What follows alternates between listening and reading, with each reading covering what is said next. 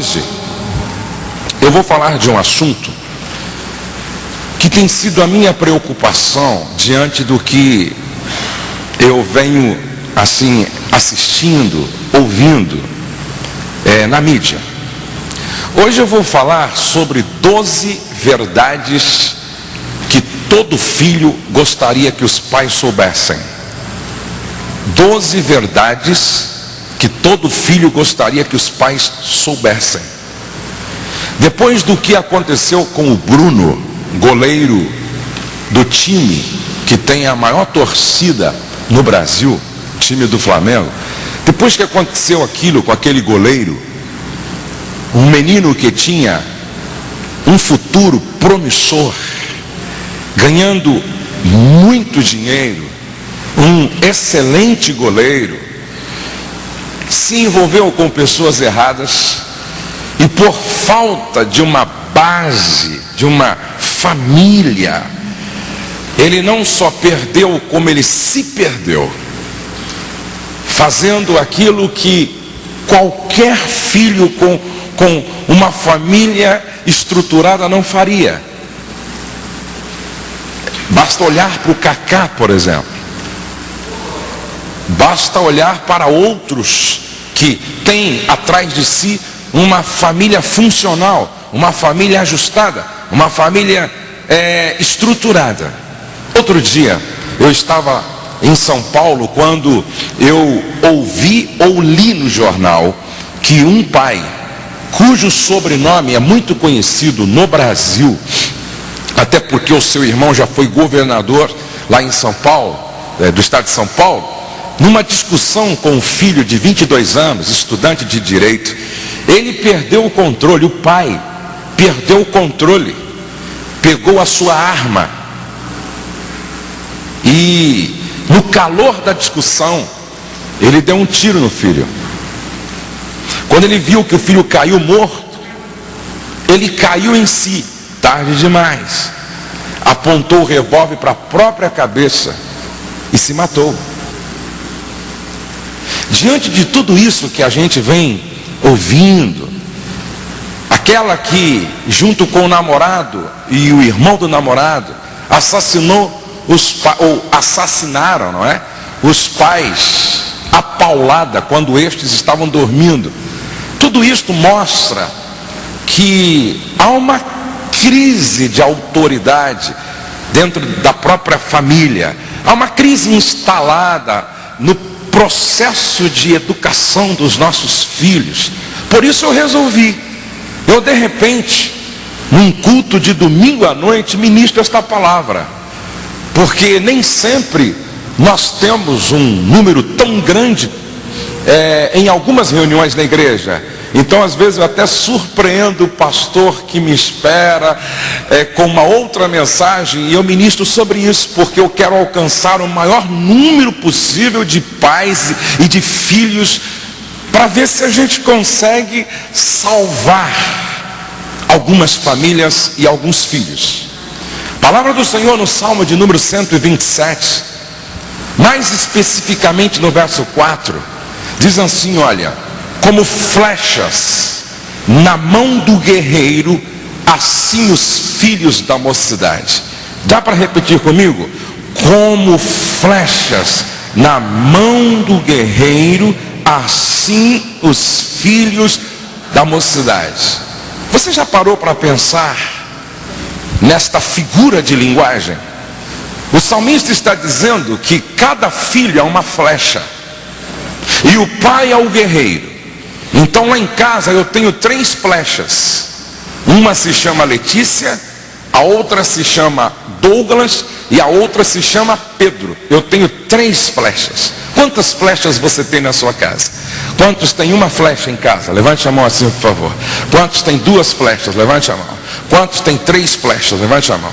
Quantos tem 4 flechas? Levante a mão. Quantos tem 5 flechas? Levante a mão. Quantos tem 6 flechas? Levante a mão. Quantos tem 7 flechas? Quem tem 8 flechas? Opa. Quantos tem 9 flechas? Levante a mão. 10 flechas? Levante a mão. 11 flechas? Levante. Cadê? O pessoal está devagar aqui no Nordeste. Olha, já não temos mais nordestino como antigamente, hein? Outro dia eu encontrei um irmão que ele teve 24 filhos. Esse não perde a guerra de jeito nenhum. 24 flechas. E é interessante que a Bíblia diz: feliz o homem que enche deles a sua aljava. Em uma aljava, que era o lugar onde se guardava, o guerreiro guardava as flechas, numa aljava cabia 5 flechas. Seria este o número ideal de filhos para se ter? Acredito que não. Não é sobre isso que a Bíblia está dizendo. O certo é que a Bíblia diz que cada filho é uma flecha nas mãos do pai, que é o guerreiro.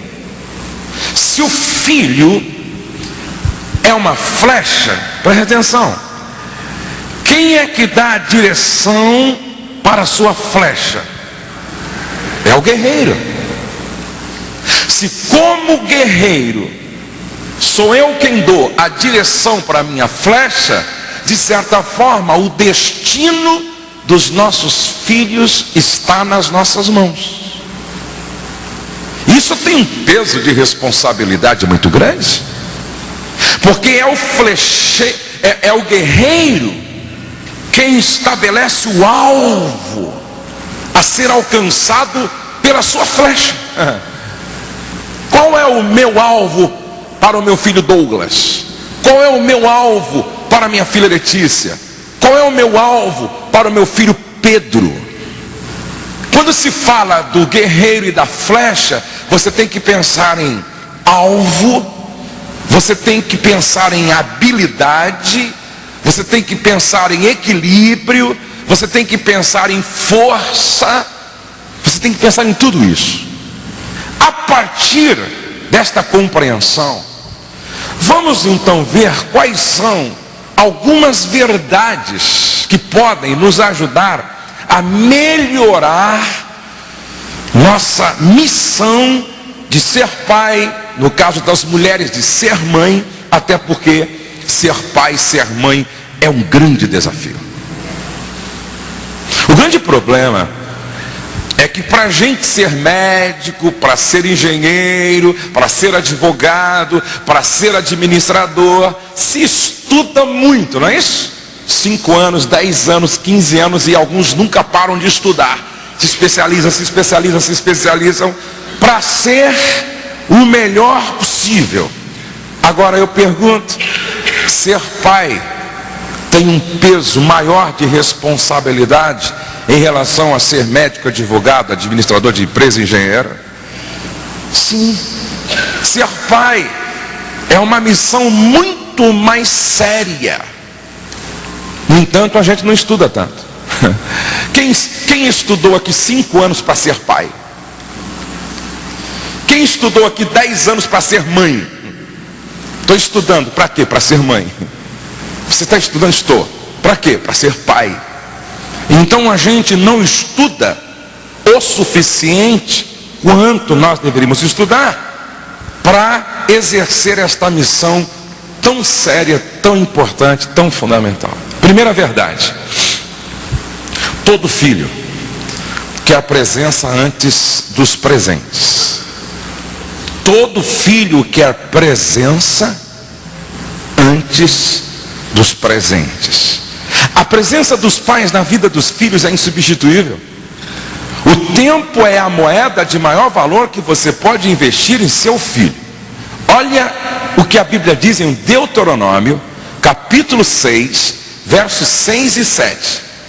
Estas palavras, Deus, através de Moisés, falando aos pais israelitas: estas palavras que hoje te ordeno estarão no teu coração, tu as inculcarás a teus filhos, e delas falarás, assentado em tua casa. Olha, eu vou ler assim, ó: assentado em tua casa, e você completa, tempo, certo? Vamos lá. Assentado em tua casa. Ei, vocês entenderam? Vamos lá. Assentado em tua casa, andando pelo caminho, ao deitar-te, Ao levantar-te. Para ensaio tá legal. Vamos lá, só os homens. Assentado em tua casa. Só as mulheres. Andando pelo caminho. Só os homens. Ao deitar-te. Só as mulheres. Ao levantar-te. Percebe como Deus está dizendo aos pais: se você quer que os teus filhos me conheçam, vocês precisam investir tempo com qualidade, ensinando a eles. Assentado em tua casa, isso aqui é tempo com qualidade. Andando pelo caminho, tempo com qualidade. Ao deitar-te, tempo com qualidade. Ao levantar-te, tempo com qualidade. É impossível você exercer sua missão de pai e de mãe sem se preocupar em investir tempo com qualidade na vida dos seus filhos. Um filho foi pego ajoelhado no quarto da sua casa. O pai entrou e pegou o filhinho pequeno orando assim, ó Deus, faz de mim um aparelho de televisão, para que meu pai olhe para mim como ele olha para o aparelho de televisão, para que meu pai ria comigo como ele ri assistindo seus programas de humor, para que o meu pai passe tanto tempo comigo como ele passa com a televisão, para que o meu pai se preocupe comigo como ele se preocupa com a televisão quando ela quebra. Ó Deus, por favor, faz de mim um aparelho de televisão. Isso é sério. Segunda verdade: todo filho quer relacionamento antes de ouvir regras. Todo filho quer relacionamento antes de ouvir regras. Antes de qualquer coisa, os pais devem ser amigos dos filhos. Provérbios 18 e 24: o homem de muitos amigos deve mostrar-se amigável, mas há um amigo mais chegado do que um irmão. Eu preciso ser para o Douglas, a Letícia e o Pedro um amigo mais chegado que o irmão. Assim, olhe Provérbios 27, 9. Assim como os perfumes alegram a vida, a amizade sincera dá ânimo para viver. Provérbios 27, 17. Como ferro com ferro se aguça, assim um homem afia o rosto do seu amigo. Agora escute: amigo é aquele que ouve, compreende, respeita, é solidário, confia, inspira confiança e compartilha sonhos. Vou repetir: amigo é aquele que ouve com o coração do outro, que se preocupa primeiro em compreender para depois ser compreendido, que respeita para ser respeitado, que é solidário, que confia e inspira confiança e compartilha sonhos. Eu me lembro que quando a minha filha, que se casou há 15 dias atrás, 16 dias atrás, ela tinha apenas 14 aninhos, e ela chegou para mim e disse assim: pai, eu estou amando. Eu disse: como? Amando? Eu estou gostando do branco, pai. 14 anos. Que coisa. Se eu conheço alguns pais, diria assim: menina, você nem saiu do cheiro do leite ainda, você nem saiu das fraldas direito. Depois tem outra: esse é tempo de estudar, vai estudar que você ganha muito mais, para de bobagem. E depois tem outra, hein: se eu pegar você conversando com esse cara da porta do templo, eu te arrebento e arrebento o branco. O branco vai ficar marrom, ou seja, vai ficar roxo, vai ficar preto. Diga comigo assim, ó: amigo respeita para ser respeitado. Nenhum filho respeita um pai que não respeita suas emoções. Nenhum filho tem prazer de ouvir uma mãe respeitando-a, se essa mãe não respeita o momento, não respeita as emoções, não valida sentimentos. Eu converso com o Pedro, como sempre conversei com o Douglas, e o Pedro só tem 13 anos, muito abertamente. Eu falo com o Pedro sobre paquera. Eu falo com o Pedro sobre a tentação de entrar em sites inconvenientes para ver mulher pelada. Eu converso com o Pedrinho sobre autoerotismo, sobre masturbação. Eu converso com o Pedro sobre crack, cocaína, maconha. Ainda esses dias, ajudando um jovem de 16 anos dependente de drogas, eu chamei o Pedro para uma conversa, e de maneira informal, mostrando para ele o perigo, mostrando para ele como esse caminho é de morte, mostrando para ele como esse caminho é terrível. Muitas vezes é um caminho sem volta, dependendo das coisas.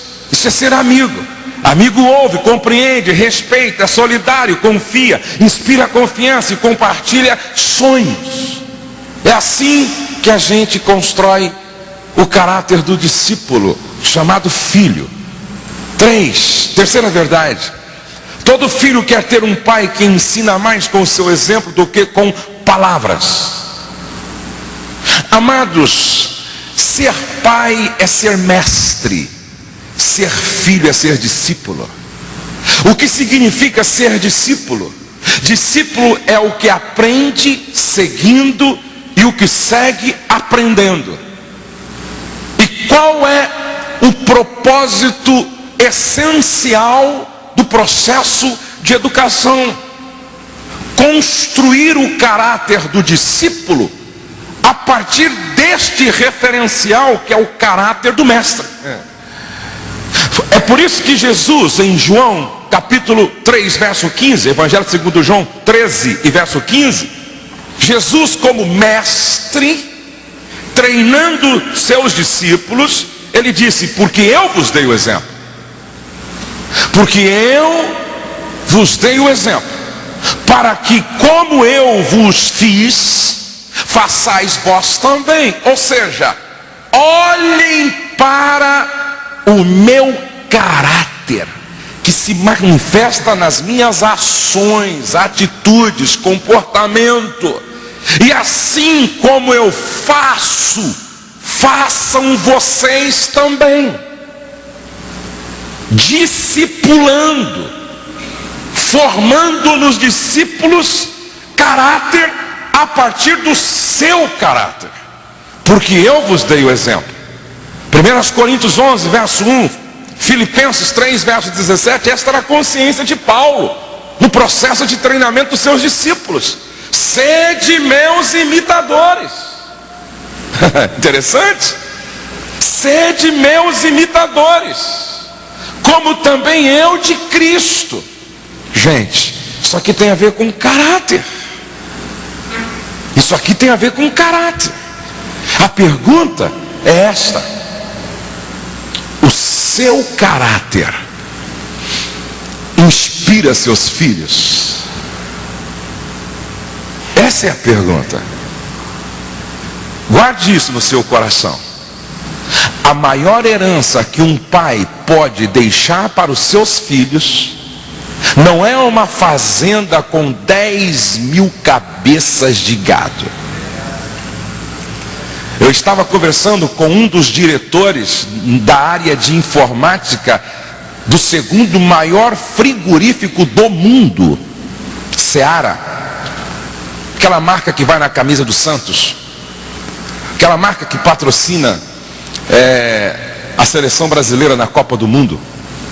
Eu estava conversando com um dos diretores da área de informática, E ele me disse: algumas coisas me chamam a atenção no dono, no presidente lá. Ele não tem mais do que 45 anos de idade, não sabe falar inglês, e ele tem 2 filhos. Um dos filhos tem 15 anos de idade, e ele já tem uma fazenda que ele administra 15 anos, com 100 mil cabeças de gado, confinado.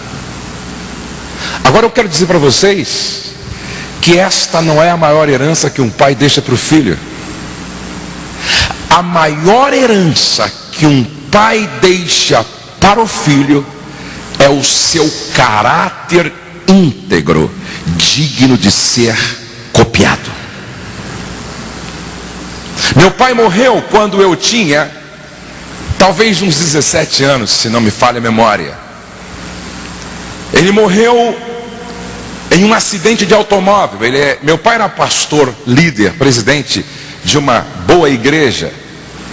E ele indo para uma escola bíblica, estava em uma estrada, uma jovem senhora ultrapassou um caminhão e não percebeu que meu pai vinha na mão dele.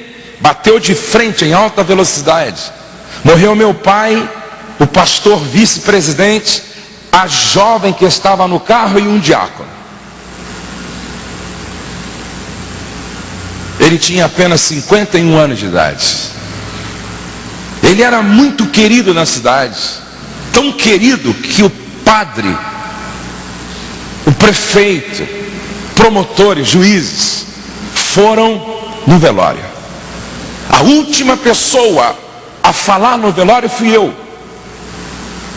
E quando eu dei a minha palavra no velório, eu disse o seguinte: hoje eu estou perdendo um amigo, um sacerdote, um pastor, um companheiro de jornada, um pai. Ele não me deixa uma fortuna na bolsa de valores, não me deixou 100 casas alugadas, e nem uma fazenda com milhares de cabeças de gado. Mas esse homem deixou para mim algo que não tem preço. Ele deixou sua vida digna de ser seguida, seu exemplo. Ele deixou seu caráter íntegro. Nunca vi meu pai mentir para ninguém. Nunca vi meu pai falar mal de ninguém dentro de casa, nem dos seus inimigos. Meu pai era um pastor da velha guarda assembleiana, onde era pecado, gente, ouvir música instrumental secular. Era pecado o casal de jovens noivos andar de mãos dadas na rua.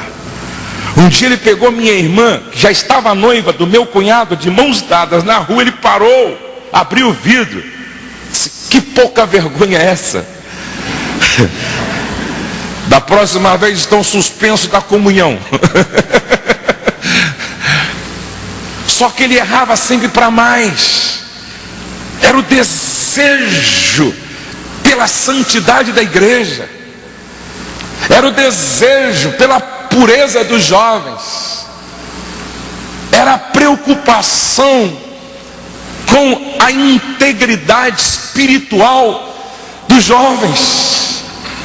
Não estou dizendo aqui se era exagero ou não, mas eu estou dizendo que ele tinha uma santa preocupação, buscando sempre o melhor para o rebanho de Cristo. Nunca vi meu pai agredir minha mãe. Nunca vi meu pai gritar com a minha mãe. Nunca vi meu pai falar um palavrão. E ele sempre dizia assim: faz mais de 25 anos que eu sirvo a Cristo, 30 anos. Nunca deixei um mês sem tomar Santa Ceia. Nunca fiquei um mês sem tomar Santa Ceia. Nunca deixei um mês de entregar o dízimo na casa do Senhor. Me lembro como se fosse hoje, em um dia, festa do seu aniversário. Ele leu esse texto aqui de Paulo, olhou para a igreja e disse: sejam meus imitadores, porque eu estou procurando imitar a Cristo. Pergunto: será que como pai você pode dizer para os teus filhos: façam como eu faço, porque eu ensino a verdade falando a verdade, eu ensino justiça sendo justo, eu ensino fidelidade sendo fiel à sua mãe, eu ensino sobre lealdade sendo leal, eu ensino sobre integridade sendo íntegro. Será que o meu caráter inspira o Douglas? Será que o meu caráter inspira a Letícia? Será que o meu caráter inspira o Pedro?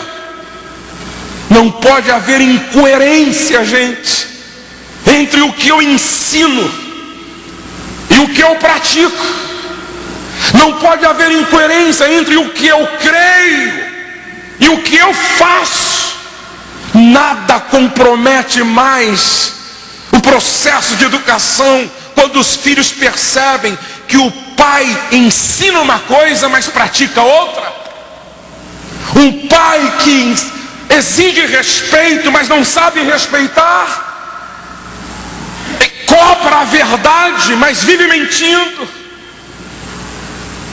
briga com os filhos por causa da pornografia, mas é um pornógrafo. É um pai que cobra filhos honestos, mas é desonesto. Nunca me esqueço de um menino nos Estados Unidos. Ele tinha, parece-me que 8 anos. O pai um dia tirou tipo uma segunda-feira para ficar com o menino. Logo pela manhã pegou o filhinho e disse: filho, hoje você manda e o pai obedece. O que você pedir hoje o pai vai fazer. Então vamos para o shopping, vamos para o shopping. Vamos chupar sorvete, vamos chupar sorvete. Vamos no cinema, vamos no cinema. Vamos comprar pipoca, vamos comprar pipoca. O pai aquele dia fez tudo o que o filhinho pediu. À noite o pai estava com a língua de fora, cansado. Parquinho, cinema e tal, e vai para cá. O filho cansado. O filho tomou um banho e deitou na cama do pai e cochilou. O pai foi lá, pegou o filho no colo, subiu as escadas, levou o filhinho lá para o quarto dele, colocou na cama. E quando ele estava colocando na cama e colocando o cobertor, quando ele foi saindo, o filho pegou no braço do pai e disse: vem aqui, pai. Aí o pai disse: dorme com Deus, meu filho. Não, pai, espera aí, vamos orar. Vamos orar. Então ora, filho, ora aí. O filho orou assim: ó Deus, faz de mim um homem igualzinho o meu pai. Ó Deus, faz de mim um homem igual ao meu pai. Eu quero ser igual ao meu pai. Amém. O pai sem graça olhou para o filho com aquele sorrisinho amarelo. Dorme com Deus, filho. Desceu, foi lá no fundo do quintal e disse: Deus, por favor, não ouve a oração do meu filho, não.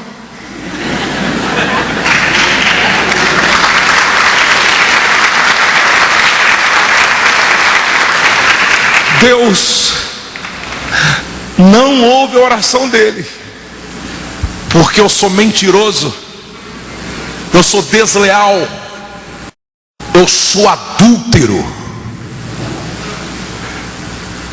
eu traio a mãe dele, E Ele está pedindo para ser igual a mim. Deus, não ouve a oração do meu filho, não. Mas Deus entendeu a intenção do coração da criança.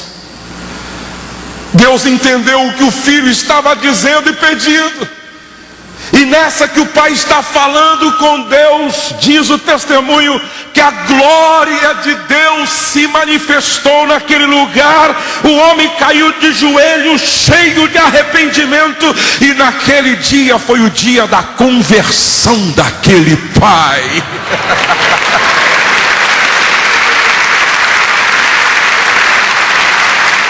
Eu vim aqui hoje para dizer a você que hoje é noite de, hoje, nessa manhã, é manhã de mudança, é manhã de transformação. Quantos estão aqui porque querem sair daqui melhor do que aqui chegaram? Levante a sua mão assim, por favor. Oh, aleluia. Eu gostaria que você tocasse em pelo menos 3 pessoas próximas no ombro e dissesse assim: hoje Deus vai te tocar. Hoje Deus vai te tocar. Hoje Deus vai te tocar. E quando Deus toca, as mudanças acontecem. Quando Deus toca, o milagre acontece. Quando Deus toca, a glória dele se manifesta. Quando Deus toca, não tem como sair da presença dele, do culto diferente. Não tem como sair. Ou seja, não tem como sair depois desse toque de forma diferente. Da presença dele, na verdade, nós nunca saímos. Quantos me entendem? Digam amém. Que você possa ter um caráter digno de ser copiado pelos seus filhos. 4. Todo filho espera que o amor entre os seus pais nunca entre em crise. Todo filho espera que o amor entre os seus pais nunca entre em crise. A Bíblia diz: marido, ame a sua esposa, assim como Cristo amou a igreja e deu a sua vida por ela. Ainda diz: o homem deve amar a sua esposa assim como ama o seu próprio corpo. O homem que ama a sua esposa ama a si mesmo. E a Bíblia diz: mulheres, respeitem o marido, reverenciem. A Bíblia diz que você deve falar pouco com a boca e muito com a sua vida. 1 de Pedro capítulo 3. Para que, se o seu marido, que ainda não é convertido, seja convencido, não por aquilo que você fala, mas pelo seu procedimento, pela sua maneira de ser.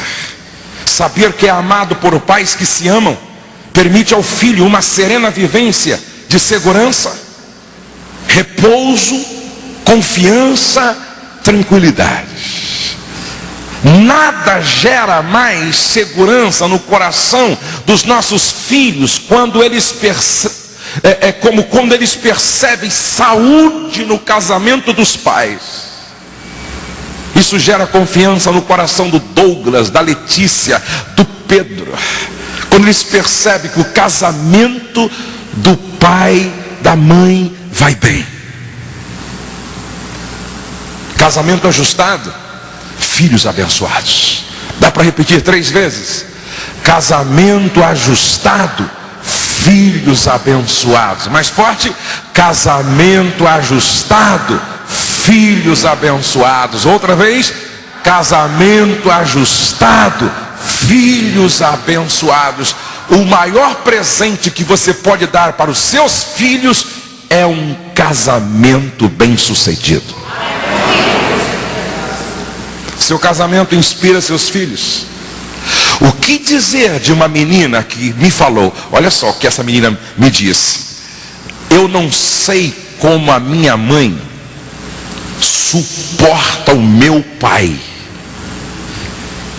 Eu nunca vou me casar porque não quero sofrer como a minha mãe sofre nas garras do meu pai.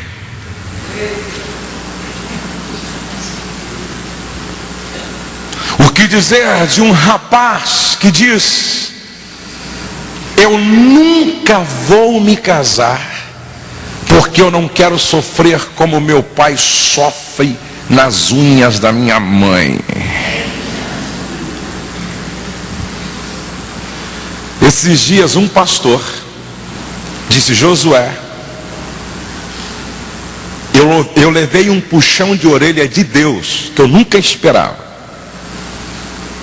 Em uma reunião com filhos de pastores, o ministrante disse assim, e eu estava lá, o pastor disse, eu estava lá. O ministrante disse assim: todos os filhos de pastor, todas as filhas dos pastores fiquem de pé. Aí as meninas, filhas dos pastores, ficaram de pé. Aí o palestrante disse assim: você, filha,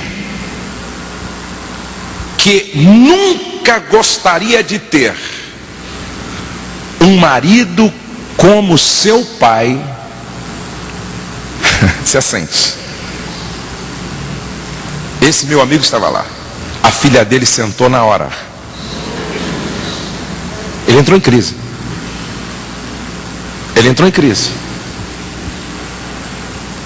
Ele passou uma semana sem dormir direito. Chamou a filha para uma conversa. Essa é a pergunta, meu irmão. A tua filha gostaria de ter um marido como você é para sua esposa? O teu filho gostaria de ter uma esposa, irmã, como você é para o teu marido? O teu casamento inspira os teus filhos? Quando Douglas foi casar, meu filho, eu disse: Douglas, eu vou convidar um amigo, como o pastor Estevão, pastor Jabes, pastor Jorge, vou convidar um amigo para fazer o seu casamento. Ele disse: não, só aceito se for o Senhor fazendo o meu casamento. Até porque eu quero ser um marido igual você é. Aí chegou a vez da minha filha. Eu disse: filha, vou convidar alguém para fazer o seu casamento, aí eu entro com você, só entro com você. Ela disse: não, o senhor vai entrar comigo e vai fazer o meu casamento.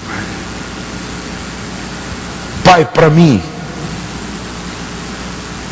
é uma honra que o senhor não tem noção, tê-lo fazendo o meu casamento. Será que o seu casamento inspira os seus filhos? Gente, isso é muito sério. Diga: casamento ajustado, filhos abençoados. Estou terminando, já estão cansados aí, senhor? Não? Mas eu não vou falar os 12 não. É muito cansativo, na verdade. Nós vamos lá até 1h da tarde. 5. Todo filho espera ser abençoado por seus pais.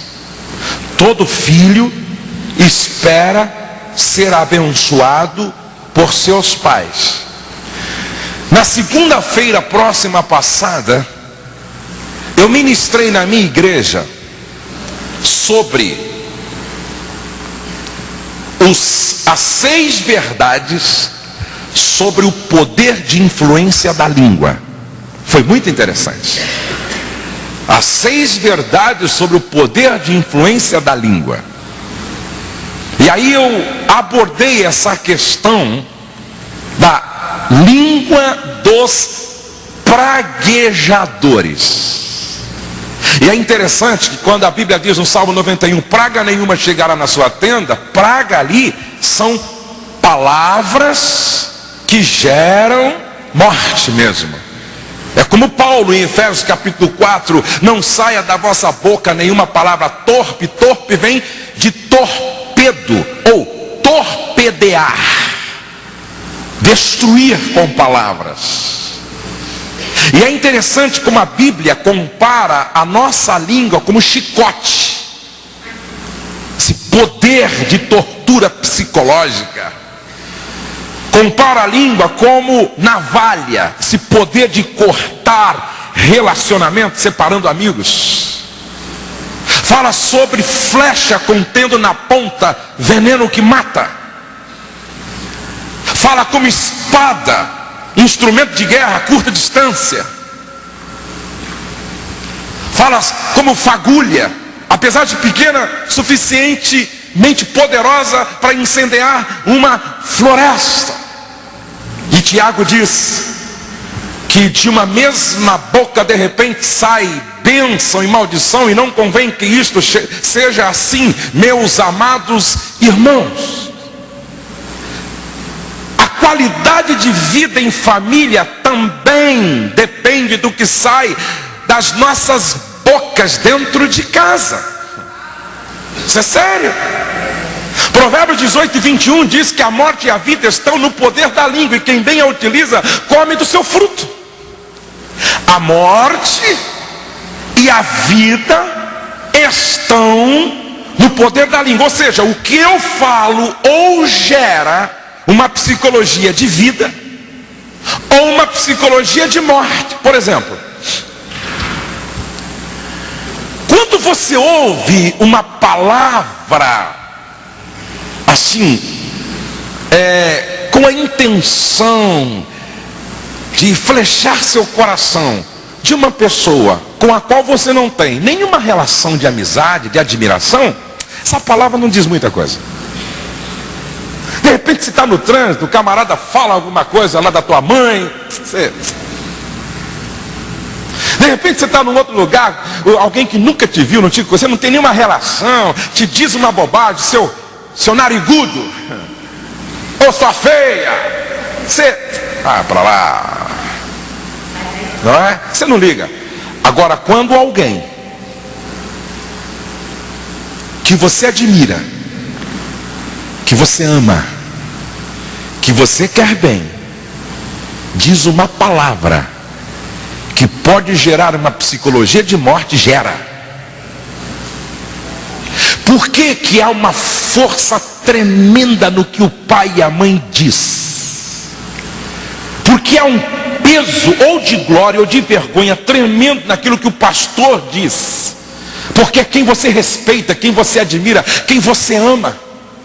Por que que tem filhos que não gostam do cabelo? Por quê? Porque cresceram ouvindo a mãe dizendo assim: ô cabelinho ruim, ô cabelinho, penteando e falando: vou cortar careca essa menina, ô cabelinho desgraçada.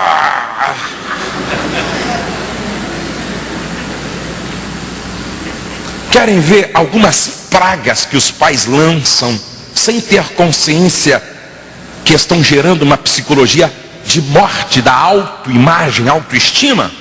Não vai dar para nada esse moleque. Não vai dar para nada.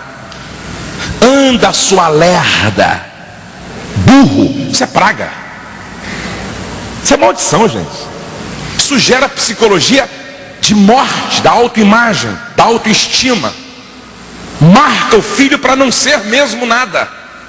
Idiota, sua anta, ô porco, que isso? Ô porca. Nunca diga isso dentro da sua casa. Deveria ter nascido morta. Um pai disse isso para uma filha de 17 anos que eu aconselhei. Um outro pegou a filha adolescente beijando na boca o namoradinho. Acho que ela não tinha mais do que 15 anos e estava lá naquele amasso. Quando o pai pegou, levou um susto e disse assim: sua prostituta. Escute.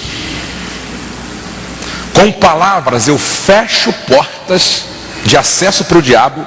Com palavras eu abro portas de acesso para o diabo. Existe uma autoridade nos pais para abrir ou fechar portas para o diabo na vida dos seus filhos, a partir do que se fala. Quando ele disse sua prostituta, ela testemunhou que naquela noite ela começou a sonhar se prostituindo. Passou a ser perseguida por um espírito de prostituição. e passou a ter um desejo de se prostituir. Até que ela ouviu uma palavra como esta, de um pastor que estava ministrando. Ela procurou o pastor, contou a história, disse: pastor, eu não consigo, eu não me prostituí ainda, mas se continuar assim, eu vou me prostituir. Há algo que me persegue, há um desejo incontrolável dentro de mim, eu sonho me prostituindo. O pastor entendeu, ela está debaixo de uma ministração demoníaca, ela está debaixo de palavras de maldição. O pai dela deu legalidade ao diabo para tomar a conta da mente dessa menina. Ela então confessou, liberou perdão, pediu perdão a Deus. O pastor ministrou sobre ela e naquele dia a mente dela foi liberta, o coração dela foi liberto e Deus foi glorificado na vida dela através desta libertação. Isso é sério, gente. Um pai vivia dizendo para o filho: seu porco. Ele deixava cair comida no chão: seu porco. Deixava cair comida no chão: seu porco, seu porco. Um dia o pai nervoso, o filho estava almoçando, deixou cair no chão comida, ele ia saindo assim, ele disse: seu porco, é um porco mesmo. E saiu. Momentos depois ele volta. Quando ele voltou, o menino estava possuído por um demônio, ajoelhado no chão, com a expressão facial como que de porco, e comendo, passando a língua no chão. A morte e a vida estão no poder da língua, e quem bem a utiliza, come do seu fruto. Jesus disse: pelas tuas palavras será justificado ou condenado. A Bíblia diz: aquele que guarda a sua boca e a sua língua livra das angústias a própria alma. Isto é sério.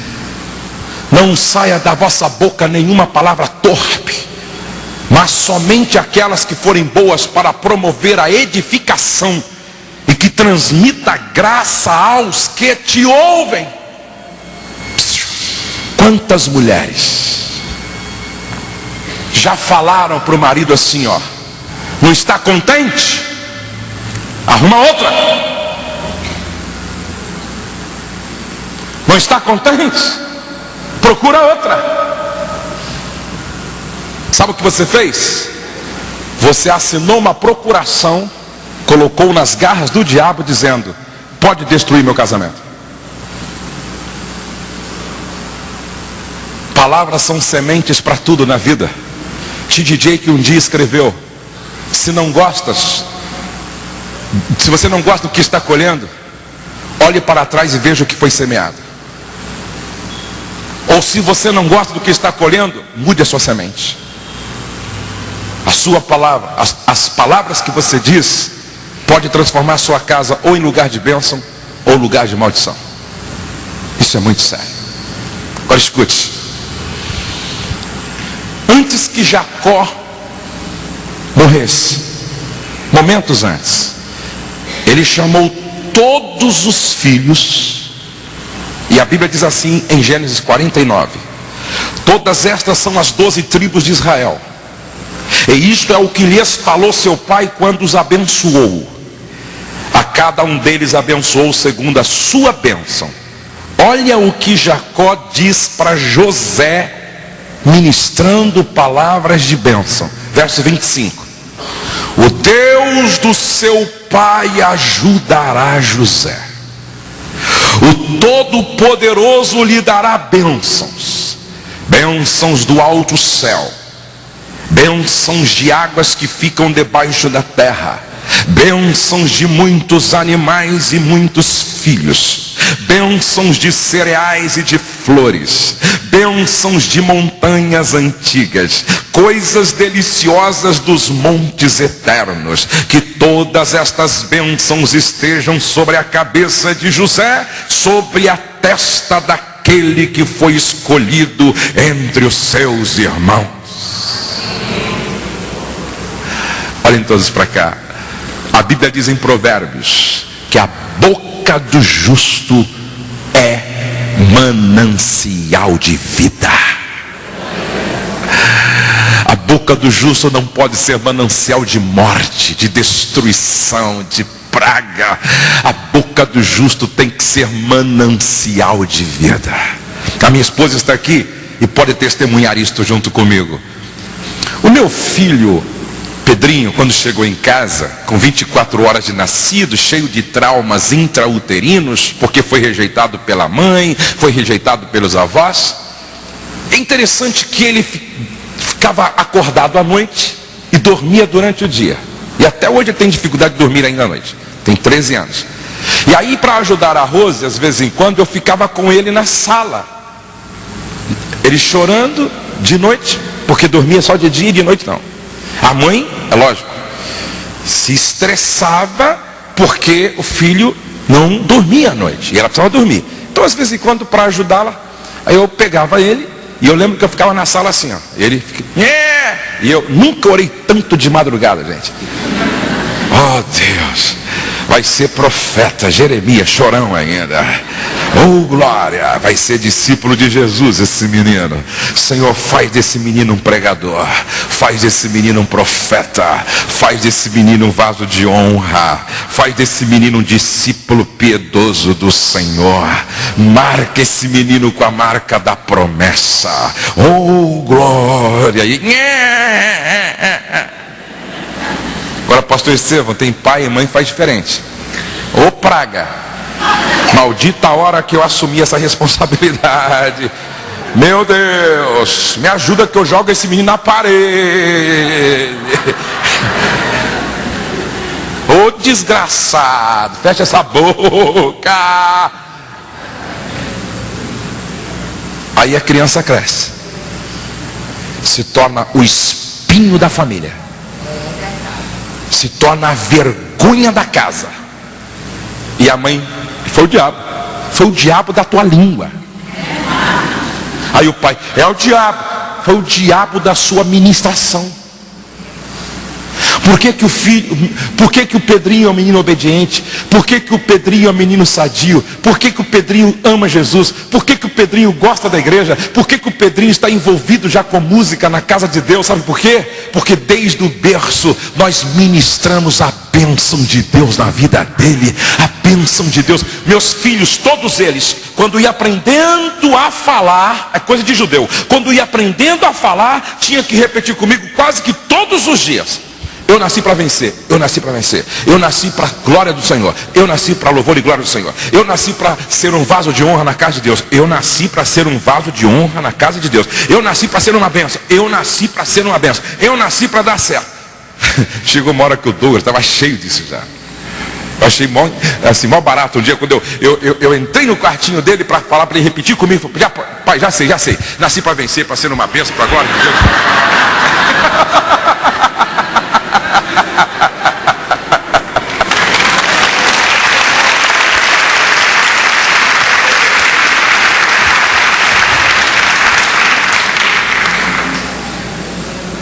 É por isso que um menino desse escreveu na parede do quarto dele assim, ó: eu sou bom. Você poderia pensar petulante, arrogante, só que ele escreveu uma outra frase embaixo: porque foi Deus quem me fez e ele não faz bobagem. Eu quero declarar nesta manhã que a sua casa a partir de hoje vai ser lugar de bênção, vai ser lugar de vida, vai ser uma central terapêutica do amor, de amor, vai ser um santuário emocional. A sua casa vai ser o lugar da manifestação da glória de Deus, porque Deus está tocando na nossa boca, Deus está tocando com essa brasa viva na nossa língua. Você vai sair daqui agora, daqui a pouco, falando palavras de vida, falando palavras de bênção, falando palavras que chamam a manifestação da glória do Senhor dentro da sua casa. Em nome de Jesus eu declaro que a partir desta manhã sua casa será lugar de cura, porque a sua língua será medicina para a sua família. Pastor Marcos Gregório tem uma definição de abençoado que eu gosto. Ele disse: Josué, abençoado quer dizer autorizado para prosperar. Que maravilha! Autorizado em nome de Jesus para prosperar, abençoado. Eu gostaria que você batesse no ombro assim de 7 pessoas dizendo: abençoado, meu irmão, abençoado, abençoado, abençoado, abençoado, abençoa, abençoa a vida de Deus aqui, abençoa a glória de Deus neste lugar, abençoa a cura de Deus acontecendo aqui, abençoa, abençoa, abençoa. Eu declaro nesta manhã, fortalezas que foram levantadas a partir do que alguns disseram, estão caindo em nome de Jesus, em nome de Jesus, em nome de Jesus. Deus, a partir desta manhã, vai usar você, através das suas palavras de vida, para processar cura dentro da sua família. Vamos ficar de pé na presença do Senhor. Abençoado, abençoado, abençoado, abençoado, abençoado. Glória a Deus. Eu quero dizer a penúltima verdade. Todo filho espera que os pais reconheçam o poder de uma declaração de amor. Dá para repetir comigo? Todo filho espera que os pais reconheçam o poder de uma declaração de amor. Jesus, logo no início do seu ministério, teve o grande desafio de ter que enfrentar Satanás cara a cara. Ali estava em jogo tudo: a redenção, a salvação. E ele ia enfrentar Satanás não como Deus, ia enfrentar Satanás como homem.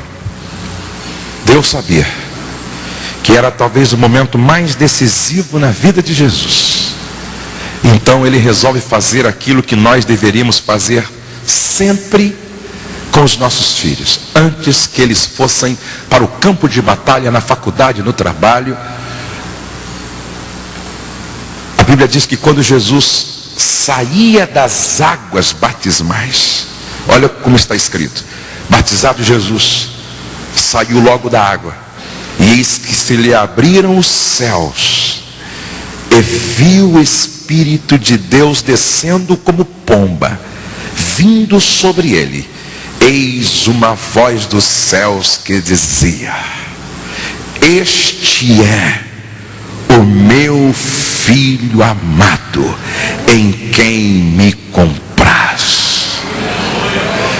Eu penso que Deus disse para si mesmo: eu não posso deixar o meu filho enfrentar Satanás sem a certeza de que é filho e de que é amado pelo Pai. E quando Jesus chega lá no deserto, o diabo já apontou a flecha para o coração de Jesus, dizendo assim: se tu és filho de Deus, transforma estas pedras em pães, coma.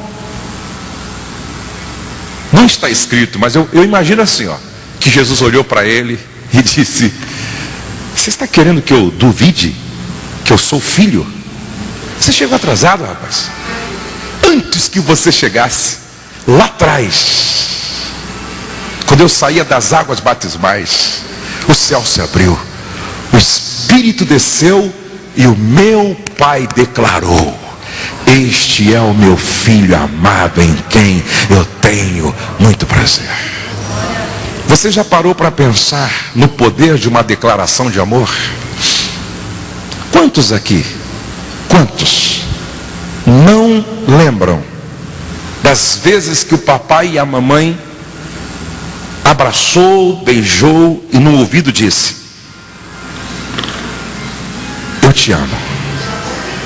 Quem não lembra disso? Levante a mão. Quem não lembra? Um dia, um senhor de 84 anos,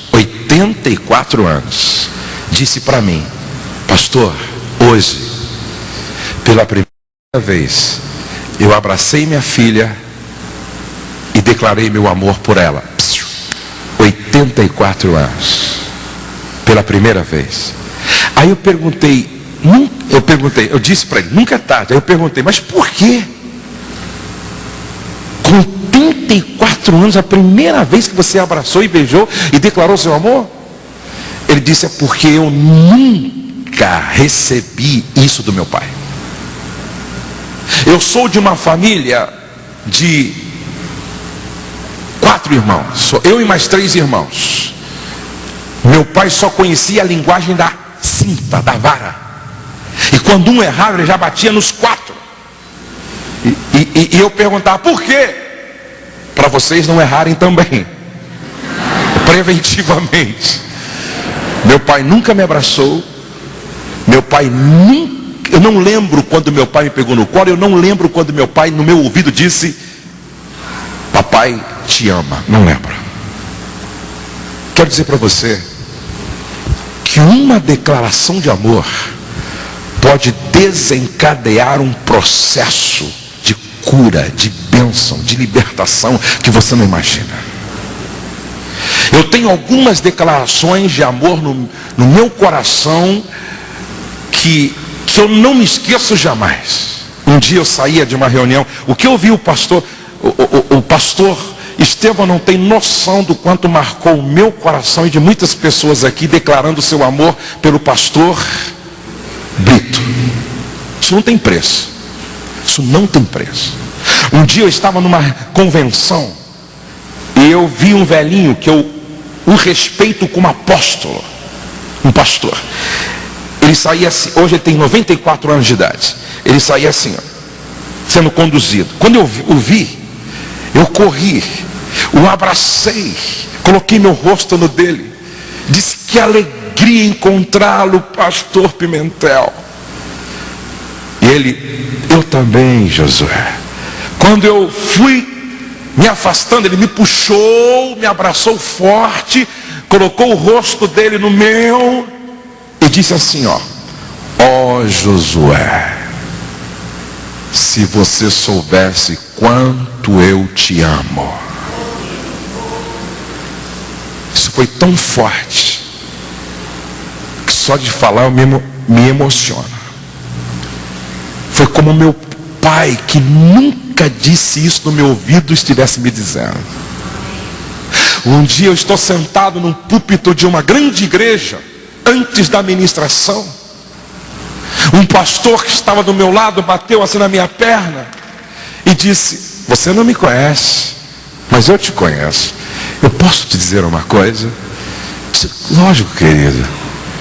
Ele olhou nos meus olhos e disse, pastor, eu te amo muito.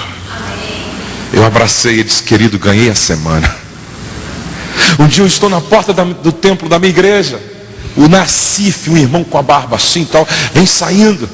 E alguma coisa dentro de mim disse, declara o teu amor por esse irmão hoje. Quando ele chegou perto, eu disse, Nassif, dei um abraço nele, coloquei meu rosto assim na barba dele e disse, Nassif, eu te amo. Ele levou um susto. Pastor, me abraçou de novo, eu também te amo. E a esposa disse que ele passou a semana inteira dizendo, pastor me ama, pastor me ama, pastor me ama, pastor me ama. Um dia eu viajei, ia ficar longe de casa, dia das mães, dia do aniversário da Rose. E quando eu lá cheguei, que abri a mala, tinha bilhetes dela para todo lugar. Tinha bilhete dela dentro do sapato, te amo. Bilhete dentro da agenda, te amo. Bilhete dentro do paletó, te amo. Dentro da Bíblia, te amo. Ela fez isso uma única vez, há 10 anos atrás, mas nunca mais me esqueci. Porque fazer todo dia também não tem graça, não é verdade? Eu quero terminar dizendo que um dia eu olhei para o Pedro, meu filho do coração, o nosso filho do coração, e eu achei que eu deveria declarar o meu amor por ele, que isso deveria estar bem claro dentro dele. Eu gosto de escrever poesia, e aí eu disse, eu vou escrever uma poesia pequena e vou pedir para o Pedro ler. Aí eu colei assim, imprimi, colei na parede do quarto dele, disse, Pedro, leia pelo menos uns 7 dias, aí leia de manhã e à noite. Eu escrevi assim, ó: Pedro, meu filho amado, filho da graça e do amor, amor que tem sua origem no coração do Senhor. Sua vida é preciosa. Sua vida é preciosa. Sua vida é um presente. Sua vida enriquece a vida da gente. Meu filho, meu discípulo, minha ovelha, minha joia rara, meu grande amigo. Seja sempre um valente, corajoso e constante. Seja luz, seja puro, seja sempre um discípulo de Jesus. Viva a sua vida para a glória do eterno Deus.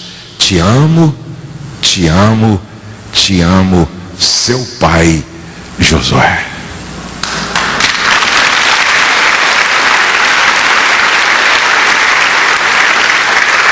Eu fiz aniversário. A minha mãe foi lá na igreja com minhas irmãs, toda a família. E quando minha mãe estava saindo com a minha irmã, entrou no carro, ele correu lá. Nunca me esqueço disso. Ele correu: vó, ô vó. A avó abriu o vidro do carro: fala, meu neto. E ele disse assim: obrigado por ter emprestado o teu filho para ser o meu pai. Coloque a mão no ombro de uma pessoa do seu lado. Vamos orar. Obrigado, Senhor, por cada pai e por cada mãe aqui presente. Obrigado por cada filho e por cada filha. Senhor, os nossos filhos não podem cair no lixo como flecha. Nós não geramos filhos para ser escravo do diabo. Nós geramos filhos para ser vasos de honra dentro da tua casa. Nós geramos filhos para ser ovelha do rebanho de Cristo. Cada filho nosso, Pai, é uma promessa tua. Eu creio nisso. O Douglas é uma promessa, a Letícia é uma promessa, o Pedro é uma promessa. E cada filho dos teus filhos aqui é uma promessa. Senhor, eu ministro sobre cada pai. Eu ministro sobre cada mãe. Ajuda-nos a corrigir aquilo que está errado. Nos ensina a ser pais sacerdotes.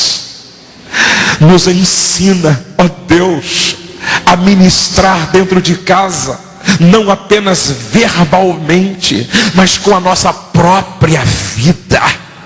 Continua trabalhando no nosso caráter, continua trabalhando no nosso ser. Tira aquilo que não te agrada da nossa vida, tira todo o excesso e deixa só o essencial. Glorifica o teu nome em nossas vidas, Senhor. Eu oro por aqueles filhos que não estão na tua casa e nem na tua presença ainda, que estão distantes, desviados da verdade. Pai, aonde quer que estes filhos estejam, alcança-os com libertação agora.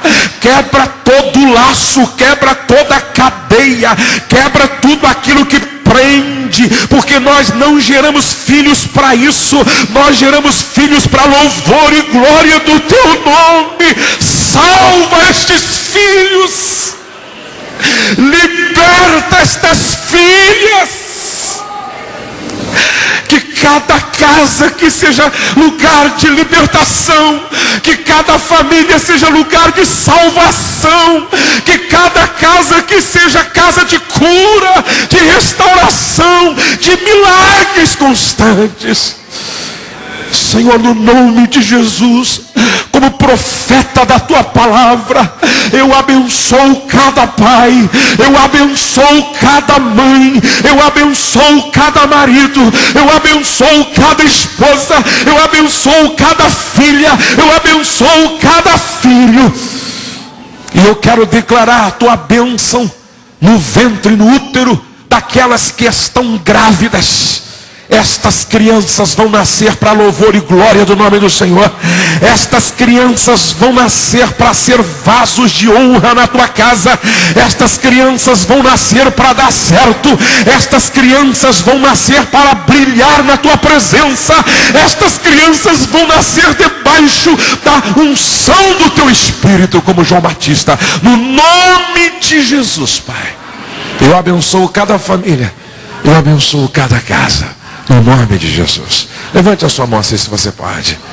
A sua descendência será poderosa na terra, diz a palavra.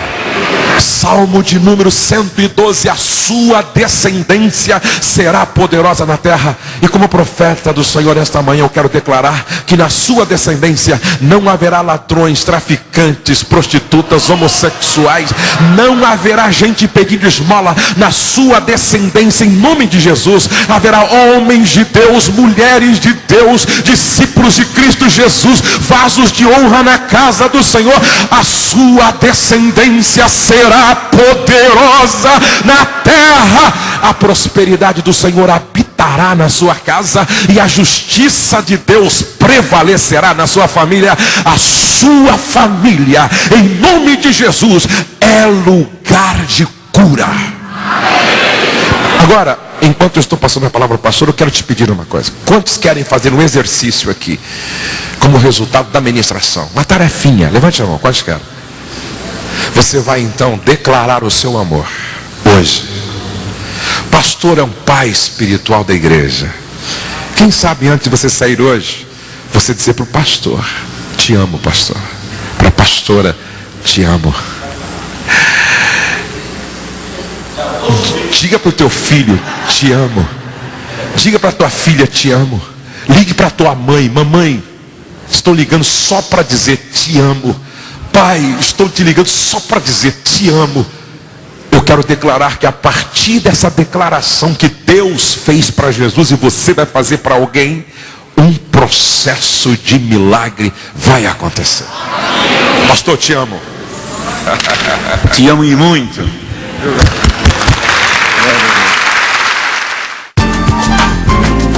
TV IJB, a TV da Primeira Igreja Batista de João Pessoa.